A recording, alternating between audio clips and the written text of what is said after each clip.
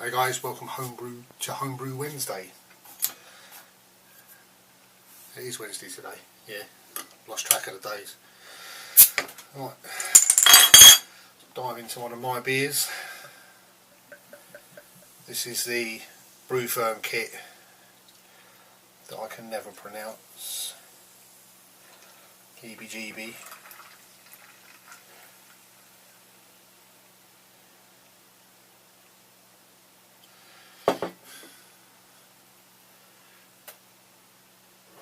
That one.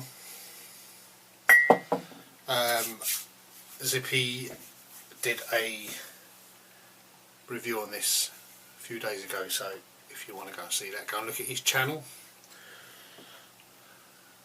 It's got to be knocking on a year old now, maybe more. Oh, malty goodness. Right. Got some beers sent to me from Ant Rogerson. You can tell I'm reading my list. He sent me an Imperial Stout and a Camden Pearl, which I may review tomorrow, maybe Friday, we'll see. Thank you for sending those down, mate. I will return a favour. Ben and I were talking about it the other night. We were all going to get some beers together and send them up to you, but I think Grant's already sent some, so Ben and I will get together and send you a package up. Thursday work. I've been watching Basic Brewing. I've been subscribed to them for ages, but never really watched much of their stuff. But I saw that Grant did a speedy brewing video, 15 minutes for some sort of IPA, I believe. Today I did a small speedy batch of all grain IPA, just a demijohn, mashed it, put mash in the oven to keep it at the temperature. It's a good way of doing test batches, I suppose, because sometimes you do 40 pints of beer and you're not overly enamoured with it and you think, don't fancy that. So at least if you do it this way, if you're doing an all grain version, it's going to take you a couple of hours because you've got to do the hour mash and an hour boil, same as you would on a big batch. But you're not supping 40 pints of beer that you're not overly keen on. At least this way, you could, if you get hit the nail on the head, you can just upscale it and say, yeah, I like that. I'll do a 5-gallon batch next time. Going back to Ant Rogerson, he said he's having problems with the shitty airlocks that we get in this country, and I have exactly the same problem as him. That's the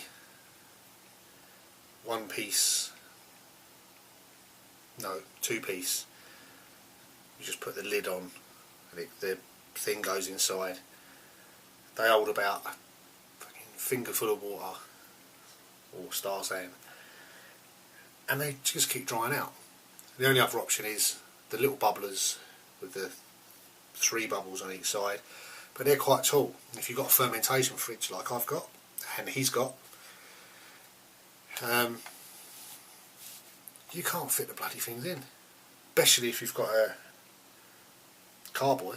Forget it, a secondary, you can't fit them in. Now there are, in my local homebrew shop, there's 2 options that I've said to him I'll look into. One is the 3-piece airlock, which I know Zippy uses and I've seen Craig Tube use, but that's about an inch taller than our normal standard ones. I don't know if that would fit in your fridge. It fits in mine, but I don't know if it will fit in yours. Failing that, the homebrew shop does I think they just call it I don't know what they call it. It's a squat version. It's wider, but it's not as tall. I haven't looked inside to see how much water it holds because it's in a little box, but when I go down next I'll have a look for you, and if it looks good I'll pick you some up and I'll send it up with the beers. I'm enjoying doing these small batches. They're a bit of fun. Gives me a chance to brew probably beers I wouldn't normally brew. I'd think, oh, do I really want 40 pints of that? But to do a 1 gallon batch, why not? I think they get a 6-pack. I think their beers are, I don't think they do 500ml bottles, but maybe they do.